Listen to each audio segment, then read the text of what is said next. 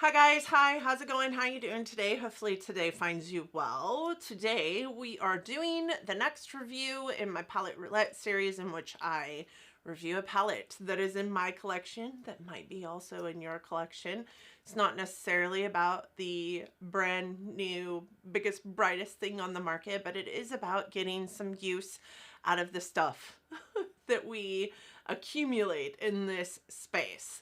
For those of you new here, hi, my name is Donna. I'm a lover of all things high-end, colorful beauty and self-care.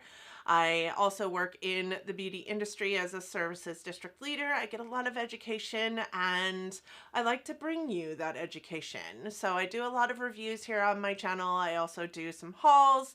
I also do just a little bit of everything, a lot of chit chat. I like to talk about makeup. You people are my people to talk about makeup with because ain't nobody in my family giving a poop about what I have to say about makeup. And I come here because I need a friend. I need a friend to talk to, and you're that friend. I hope that you find that my channel gives you as much solace to your being as it does to mine. And with that said, if you're interested in reviews of palettes, let's jump into it. Today, we will be going over the Pat McGrath Labs Midnight Sun palette. All right, so I don't have very many looks for y'all this week because I don't even know if this video is going to be able to go up on Monday because, y'all, I was sick. I think that this is one of the only videos on my platform that I can't like pre-record, that I am actually doing like in the moment. So I'm recording on Sunday. You typically will see it on Monday, or I record on Saturday and you see it on Monday. With that said, like everything else on my channel for the most part is pre-recorded. I utilize one day a week and I record all kinds of videos and then they go up sporadically throughout the month.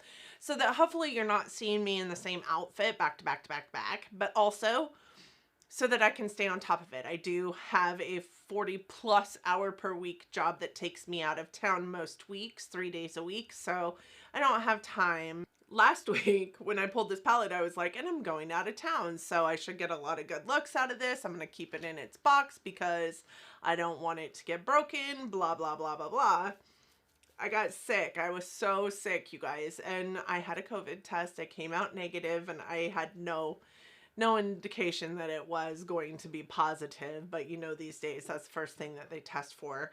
And I couldn't breathe. I'm still kind of having a little bit of lung issues today, and my face felt so pressurized, like a hot air balloon, or like somebody had punched me right smack in the nose. Like I just had so much pressure through my head. And the doctor, when I went in, was like, we'll do this test and this test and this test. So I had x-rays on my chest. I had an EKG to check my heart. I had, you know, my COVID test. They did blood work. Like nothing came back. And she was like, there's no evidence that you're sick. And I'm like, I'm sick. Please just give me something.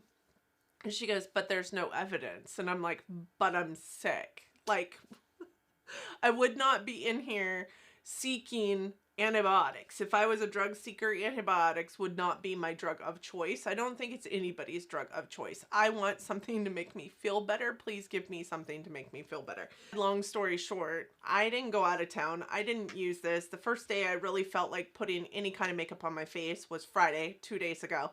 So I have 3 eye looks for you, including this one on my face today, and that is it because that is all I got done.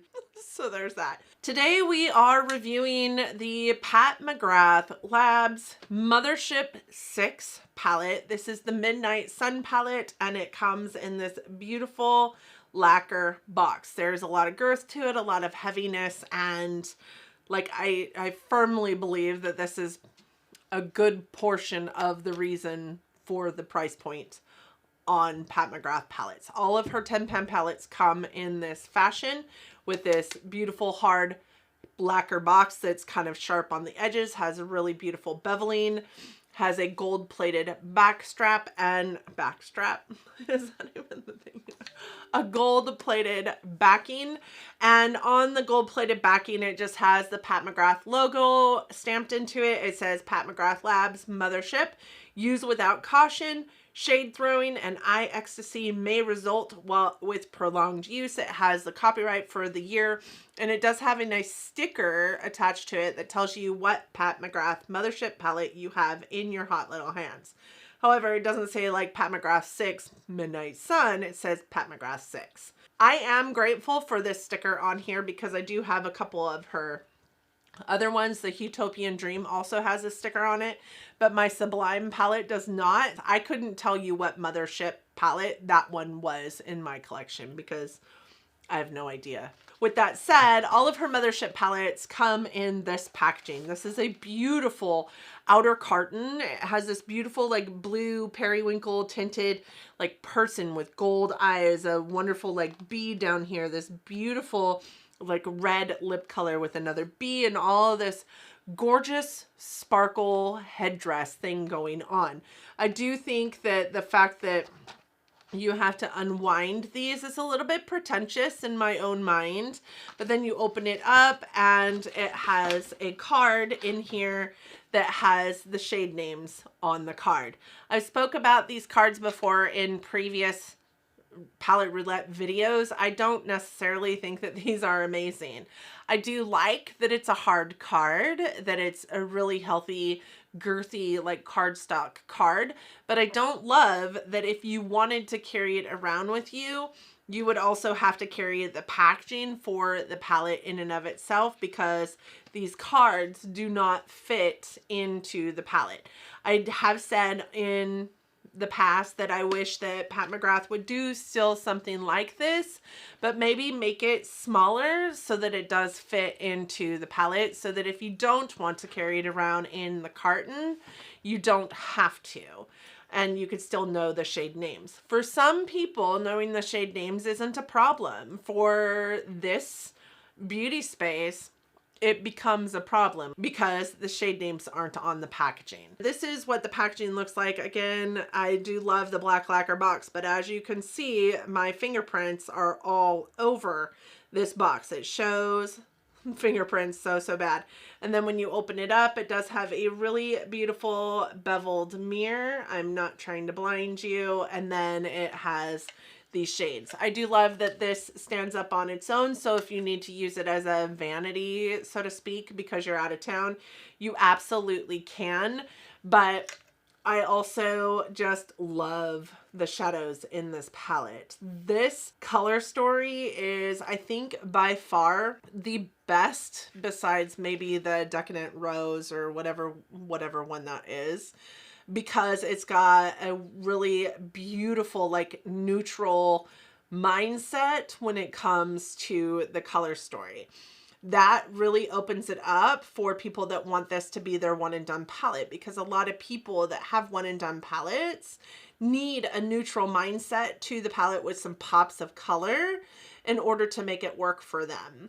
What I would say is that I do think that the mattes in this palette maybe are a little bit dark for a person to want this as a one and done, and we'll go into that in a little bit. This palette does come in at $125 for 0.47 ounces of product, or 0.47 ounces per pan. Has 10 shadows inspired by the magical solstice, so says the website, with 7 different formulas, and it launched in June of 2020. I don't know about the 7 different formulas, if I'm honest. I can pinpoint for you the fact that there's probably 4, maybe 5 in here, but I don't see 7 different eyeshadow formulas in this. But then I'm not a formula guru, so maybe there is 7 different eyeshadow formulas in here. This comes in at 4.6 stars on the Sephora website with 573 reviews, and on Google it has just over 2,200 reviews, and it comes in at 4.7 stars. You know, I'm not 100% sure that all of those 4.7 stars are about the Pat McGrath Midnight Sun palette. They might be just about Pat McGrath or Pat McGrath palettes overall. And then on the Pat McGrath website, it does have 5 stars with 1,014 reviews. I don't by any means think that this is a trash palette, but I also don't by any means think that it's a 5-star palette. There are, like I said, 10 shadows in here. 3 of them are mattes. They are this one, and this red up here. The rest are a shimmer of some sort, and these 4 over here are considered the special shades, and that is how all of her Tin Pan palettes are made up, with the last 4 in the palette being those special shades.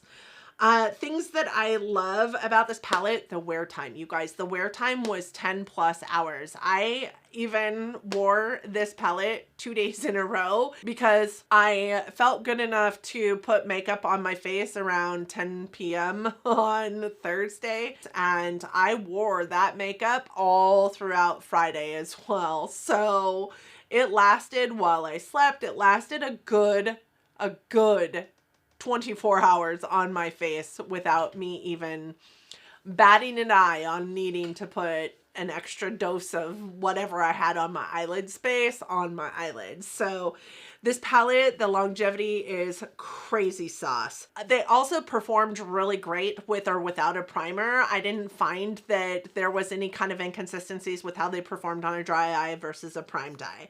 I think that similarly, they blend the same way. I think that compensatorily, they perform the same way on either or a tacky base or a dry base or whatever it is. They perform the same. You're going to get the same wear time. You're going to get the same pigmentation. This shadow here and this shadow here definitely need a glitter glue, and even then, if you're opposed to glitter fallout, don't even put them on your face, because even with the glitter glue, they go all over the place. It's like you open up those cards and like glitter flies out of those cards, or butterflies or whatever it is. It's like that, only all day long all over your face. So I loved that they all played well together and they layered beautifully upon each other. There was no voiding that occurred, and that they blended really well. I think that the mattes I struggled with more so than the shimmers, which most of the time you have better time with mattes than you do with shimmers, but with these ones I think that the mattes were a little bit harder. And the reason why I say that is because the mattes, really, if you do not go in with a light hand from the very beginning and build up, you're going to have like pigmentation stuck to wherever you landed on your eye first, and it's going to take you a long time to really kind of shear out that pigmentation in that one spot. That could be a problem for some people. For me, sometimes it is. For others, sometimes it's not. With that said, if you go in very lightly and build up, these are perfect shadows for that sheer to deep gradient, because you can get really deep with these shadows. But if you go super, super light-handed, you can also get really sheer with these shadows. So they're the perfect like one shadow eye look shadows, or the perfect like one matte shadow eye look shadows, because it can look like 3 different shadows on your face depending on how light-handed you start and how deep you want to get it. I hope that makes sense. I also loved that many of the shimmers in this palette perform much like a satin, so they could be actually more of a matte in your eye look than really a shimmer. So like this shimmer, this shimmer, and this shimmer, all 3 perform very satiny. So they're not like wham bam in your face, like sparkle, boom, oh, there you go. So you can actually blend them into your crease. They blend very nicely actually, and work well in any eye look as also a matte shadow. So even though it's only got three mattes in it, you could get a little bit more bang for your buck with the shimmers in this palette as well. What I did not love about this is also that I like my shimmers to be like wham bam in your face. I like them to be sparkly. I want them to be, because there's only one place on my eye looks that I put a shimmer, and I really like it to show up. I really like it to be impactful and intense, and that is on my eyelid space or in my brow bone. I didn't find that these mattes really did that for me. These shimmers really did that for me. A lot of the time when I was putting even the one shimmer into my brow bone, sometimes I would even go on top of it with a highlight just to make sure that it popped as much as I wanted it to pop. Today is that case. Like, I couldn't put one of the shimmers into my inner corner because the only shimmers that really worked for an inner corner pop were the ones that had glitter bukkake all over the place, and I don't want glitter all over my face. So that I said about the shimmers working like mattes was also kind of a downfall for this palette in my opinion. Not even the special shades were as special as they could have been in my humble opinion. You have these two here, which are just straight up glitter, honestly, and they're beautiful. I just don't think that they're worth their beauty because they're a whole lot painful when it comes down to trying to get the glitter off of your face, off your eyelashes, off of your eyebrows, off of everything that you've got going on. And then these two here, I don't think were super unique, honestly, to my collection. So you have Blood Moon and you have these two, which are the glitter guys. And they are beautiful, don't get me wrong. They're just not, I think, unique. I think that you could probably find these in single shadows. I think that you could probably find these that gave off as much sparkle as these two in a formula that suits you better and one that isn't going to explode all over your face. This one specifically, I know I could probably find a ColourPop Super Shock that's going to give me the same effect as this without all the glitter. So I just don't think that they're as special as they could be. And the other two, we have these two here. And when it comes down to it, like I have like this gold and this periwinkle, and I think this periwinkle is probably unique to my collection. But I also was anticipating like some kind of like maybe multi-chromal effect or, you know, some more impactful sparkle or something. And this just isn't it. It's just not it, in my opinion.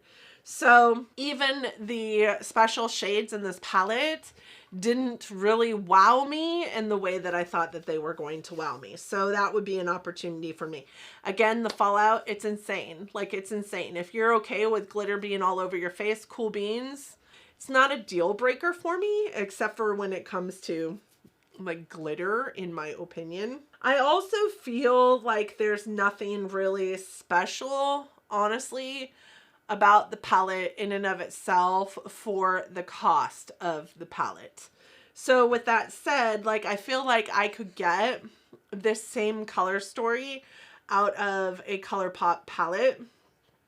And with that being said, this is 10 shadows at $125. And just to put it into perspective for you, yes, these pans are huge, but each one of these pans has 0.047 ounces of product in it. 0.047 ounces of product is smaller than a ColourPop eyeshadow that you pay $6 for.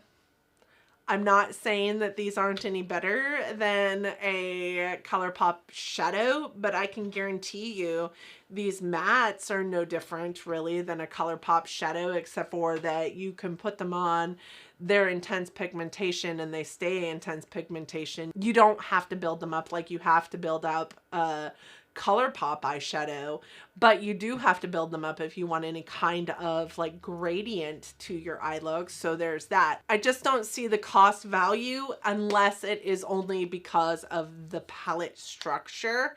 And if it's about the palette structure, I personally, as a consumer who has zero problems paying for an eyeshadow palette, if I think it's worth it, I would personally rather have more eyeshadow or more special shadows or cardboard packaging to lessen the cost. With that said, I love this palette. Pat McGrath stands, please don't come for me. I love this palette. I just would never recommend it as a palette that a person needed to purchase because I don't think it's worth it, and I think that you're paying for the packaging. Yes, the special shades are amazing, but these particular special shades, I mean, this one is unique to my collection. I love this shadow, and if I could like depot this, that would be honestly the only one that I kept. I do think that they're special. I do think that they're beautiful. I don't think that these special shades are anything to write home about, and I don't think that they are also what makes one of these palettes worth $125, regardless of which one you have. And this one is the third Pat McGrath, you know, lacquer box 10-pan palette that I have. I do have quite a few palettes in my Pat McGrath collection, but this one is only the third like 10-pan palette that I have. Do I think this palette is a dud? Absolutely not. I do think that those special shades were just a little bit on the dud side, to be honest, but only because we anticipate such amazing things from Pat McGrath Special Shades that we have given her really no option but to amaze us with her special shades, and I just wasn't amazed by these. With that said, it is a palette that will stay in my collection, and it is a palette I will continue to use. And even if I decluttered my palette collection today, this wouldn't be a palette that I would declutter. It's going to be a palette that stays in my collection because it is a palette that I can see myself pulling for above many other palettes in my collection. So with that said, let's swatch them. They do feel really, really, really buttery in the pan. So the first one we have here is Skin Show Moon Glow. This I thought was more beautiful than even the glitter one. I really had a great time with this. I used it almost every single day in my inner corner and my brow bone. It's just such a beautiful shade, and it is a luminous like platinum peach. It's got a little bit of peachiness to it, but also a lot of bit of silver. So then we have Bronze Eclipse, which is in my eye look today. This is going to be your bronzed like taupey sheeny shade. It's a really beautiful bronze. Then we have Vermilion Venom, which is a burnished like crimson matte. It is a really pretty like red and brown, I would say. It is really, really deep, really, really dark, and goes on to an eye look beautifully. I think that I had the most trouble blending this one out to a more sheer opacity. It's just straight up in your face like burnt brown. Then we have the one that I showed you earlier, which is the Blood Moon shadow. This one is a metallic copper rose. It is one of her special shadows, and it goes really beautifully with that matte right next to it. Then we have Jubilee, which is another one of her special shadows, and I'm sorry that's kind of curving around on my hand there. But this one is an antiqued glitter gold. This one didn't have as much like glitter fallout as the last, and this one also performed a little bit more like a normal shimmer, if I'm honest. Had a little bit of chunkiness to it, but nothing that really exacerbated any kind of texture on your eye look. So this one really didn't bother me at all to use, but I just didn't think of it as like living up to the level of Pat McGrath Special Shades. So then next row, we have this guy here, which is called Extreme Dusk. This Extreme Dusk shade is a charcoal brown matte. You guys can see that it blends very, very, very charcoal versus brown. It performs much like a black in an eye look. You can blend this one out to a more sheer opacity though, a lot easier than you can even that red one, even though it's as dark as it is. Then we have this one, which is called Taboo, and Taboo is a brown like ochre matte. It reminds me a little bit of like a mustard brown, like spicy brown mustard color. I used this almost every single day as a transition shade, and that shade that I could shear out and put into like my brow bone area, mostly because it sheared out the best, mostly because it was the lightest, but this is the lightest matte in the palette. I'm going to swatch that again just over the top because I kind of came at it a little bit crooked and it didn't get but I did not dip back in, you all, when I just went back over that. Then I have this one here, which is the green in the palette called Wicked Envy. This is a really beautiful shimmery moss green. I loved this shadow actually. It lended really well to the palette. I felt like it gave a little bit of punch of color, but performed a lot like a satin. So I used it as an additional matte. I didn't love it all over my lid space, just because it didn't have as much of a punch as I wanted it to be on my lid space. All right, the last two in the palette are two more of those special shades. So we have Blitz Violet Orchid, and Blitz Violet Orchid is a beautiful like periwinkle violet. You guys can see that. But I do want you to make a special note that it's got about as much shininess to it as the green right next to it, which is a regular old shimmer in this palette. It doesn't really give me Pat McGrath special shade vibes either, which I think was most disappointing for me because this was the shadow that I was really itching to use when I brought this palette into my collection. And then the last shadow in the palette is Astral Solstice shade. And again, with the fallout, just crazy. It is beautiful. It is sparkly. It is gorgeous. And it is one of the shadows that I think lends very well to what you expect from a Pat McGrath special shadow. But I also think that it isn't all that it's cracked up to be because of the crazy amount of fallout from this shadow. This is considered a glittering platinum.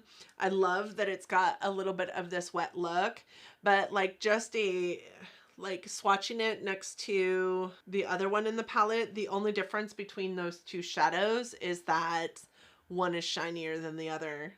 Like they didn't need both in this palette. It looks very much like it could be the same shadow. As I said, please don't come for me. I do love this palette. I love the color story of this palette. I think that this is almost a perfect one and done palette for a lot of people. The mattes I think are a little bit too dark for it to be a one and done palette for many people, but I do think it's a beautiful palette and I will keep it in my collection. I am gonna go pick my new palette. I will be right back. Okay, my friends, so the palette that I have picked to review for next week is actually two. And it is the Natasha Denona Retro palette and the Mini Retro palette. I figure that because, you know, I have both of them and I haven't tried either one of them, I would try them together because I do think that they are different enough that we will get some really good looks out of it. And I kind of love the like greeny shades that this mini palette brings to this collection here. I'm excited at bringing in a mini and a midi at the same time because I would love to see how they play together. Part of her whole like desire with this mini and midi like, you know, collaborative moment is that they can collaborate together and work really beautifully in eye looks that you can create and maybe have your like, you know, two palettes and that's it in your collection. So I'm really excited to do that this week. For those of you who celebrate Christmas, have a Merry Christmas. I do hope that it is such a wonderful time for you. And for those of you that don't celebrate Christmas, I hope that whatever holiday it is that you are celebrating during this time, and we all have like New Year's coming, right? So even if it's just that holiday, I do hope that your holiday season has been amazing thus far. I hope that you're ready for 2022 because we're rolling right into it pretty quickly, honestly. And I hope that you all are just getting along in this grand world that we're living in right now, that you are all safe and healthy and well, and that you are all loving each other, but loving each other from afar. And until next time, bye friends.